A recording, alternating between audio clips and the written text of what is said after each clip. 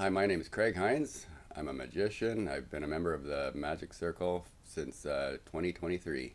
My interest in magic started in about, I'd say, mid 70s when I used to watch Doug Henning on TV when he had his series. That's when I first got into magic. Did I know how to do it? Absolutely not. All right, so I didn't know what I was doing. I liked it. That's all I knew. Then I got a magic kit around the same time. Really too young to understand what to do with anything. Got out of it about year 2000 after going through a period of time in my life. I thought I'd get into magic again. I discovered Browser's Den of Magic, which happened to be 20 minutes from the house that I grew up at, and I never knew it existed. Yeah, yeah. So, anyways, I went to Browser's Den of Magic, and I'll never forget. I spent about $700 my very first visit in there. Every time he showed me a trick, I wanted to know how it was done. Then I got hooked. I wanted to know how everything was done. So to do that, I had to buy the trick. So I started buying all these tricks. Started to learn all these kids' magic tricks. Before you know it, I had a kids' show put together. Unintentionally, but I had a kids' show put together. And then people started asking me if I could do shows for their kids, and that's how it escalated. And then I started doing kids' shows that way. Then I got out of it again. Life got in the way. Got out of it. And then I was at a campsite once. This was about 2012 between 2012 and 2015. We were at a campground around a campfire. People started doing magic tricks. Well, now my past magic experience started to kick in, and I took over. I started doing magic shows, and then I got rehooked.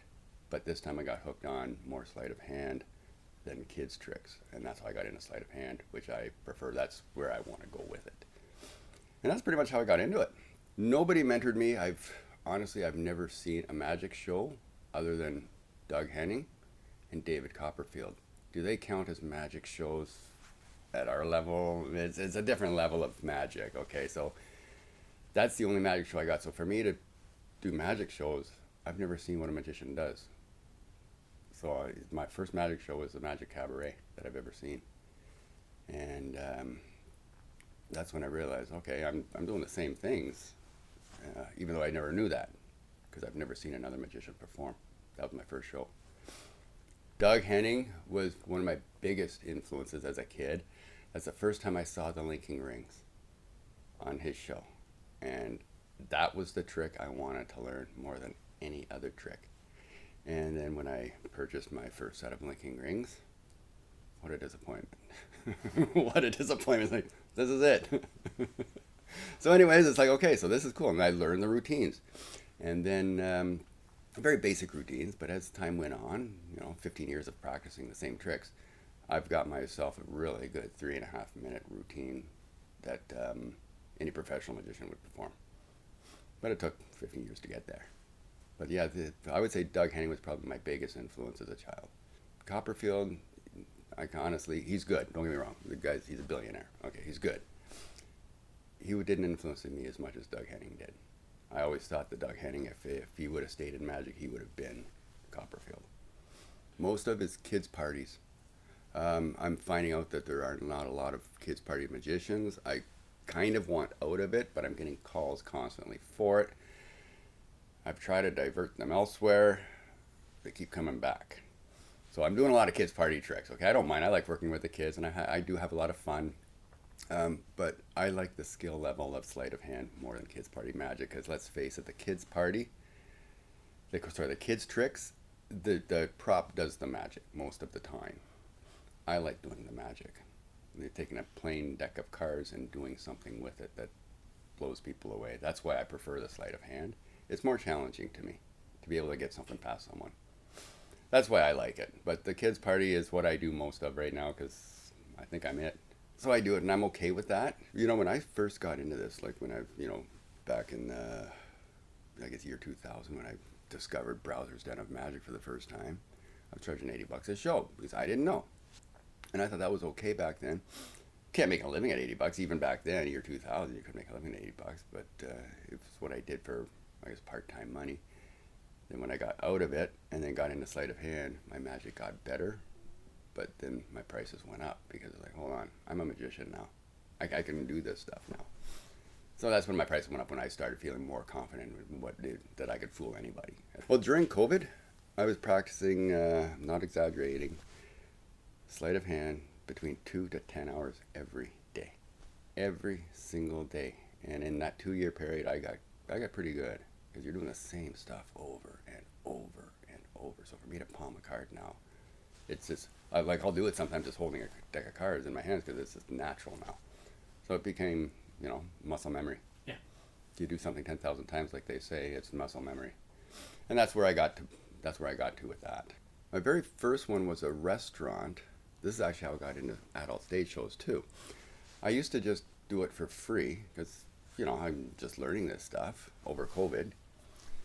And anyways, I used to go to this woman's restaurant, and I used to walk around from table to table, and she used to let me do it. She used to actually encourage it. Whenever she saw me show up, she would encourage me, you just walk around to some of these tables if you want. So I would. And she that was my very first walk around table gig.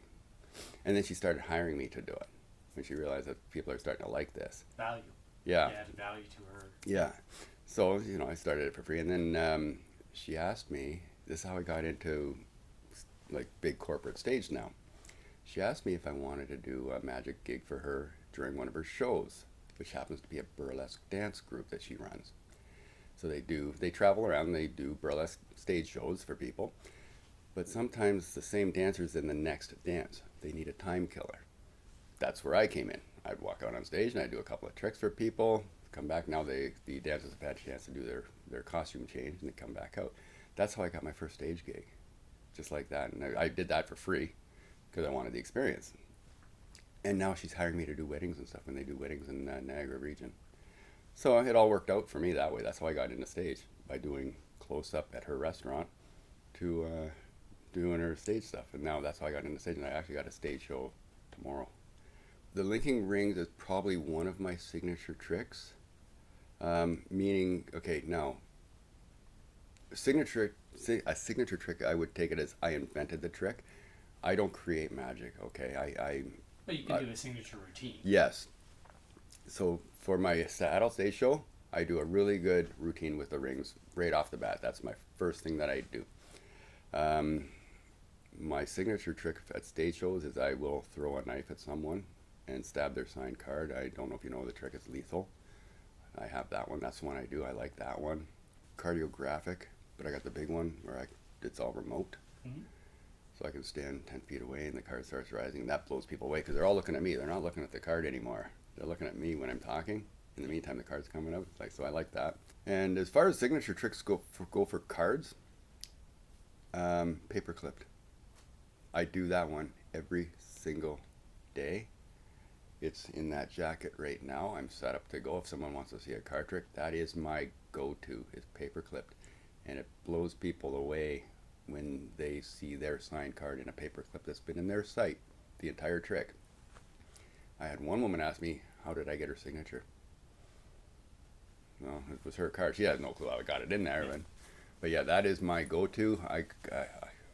That's why I question, like, it's not my signature trick, but that is my go-to, is paper clipped. I love that trick. Just the reaction I get from that one. I've done it every single day since I've learned how to do it. Biggest accomplishment for magic is the fact that I can do it. Some of the sleight of hand is difficult. It's like, it's taking me a week and I still don't have it. How did someone invent this move? If it's taking me this long and he's telling me how to do it, if it's taking me this long how to learn it, how did he invent the move? That's my thing. So to actually finally get it, it's like, finally, no more decks across the room. I've done that a few times. Linking rings, there goes one. But okay, I would say my biggest accomplishment is the fact that when I actually land that sleight of hand, whatever I've been working on, some of it's difficult. And that curiosity, I wanted to learn how to do it, so no one was going to tell me. I had to learn it myself. Magicians don't tell anything, you know. Come on, just tell me this one. Great, now I got to buy the trick. Right now, I'm still doing Royal Road to Card Magic. I'm going through that again. I go through a little bit, then get bored with it and put it away and bring it back out. So I'm actually doing the whole thing again. My kid knows how to do it. My son, he knows how to do magic. I actually thought he was going to be a professional magician at one point, but he got out of it. He got into juggling instead. Then he got out of that. So now he just rides motorcycles. So, go figure, huh? But yes, I will. If someone wants to learn magic, I will teach them. If I can convert one kid into a magician, my job's done. You know, if I can get someone hooked on it too, just like I got hooked, yeah, I'm happy with it. I will have kids come up to me at the end of the show. They want to see the tricks, and it's like, I know which ones I'm going to show them, which ones I'm not, because I'm not going to show them a store-bought trick. There's no need to. But if it's some easy sleight of hand, you know, like where you drop the quarter into your palm, to me that's just a quick sleight that any kid can learn, and they're happy to learn that. Probably the same advice that most would give is practice a lot. You're going to be spending a lot of time by yourself. They say practice in front of a mirror. Yes, to a point, you can do that, which I have done many times. When I was learning how to palm, I've spent more time staring at myself in front of a mirror. Videotape yourself as well, because then you're actually watching it as opposed to, you know, you can pause it and check things out. All I can say is when you hear someone say a magician practices a move 10,000 times, it's probably not exaggerating. That's what it takes to get good at a move, depending on what you're practicing. Kids' tricks, you can buy it and practice 15, 20 times. Sleight of hand, yeah, that 10,000 rule applies, I find anyways. So, yeah, just practice some more. That's all I can say. That's what magic is, and as frustrating as it can be sometimes, keep practicing. It gets better. You know, yeah, I worked at that routine so much.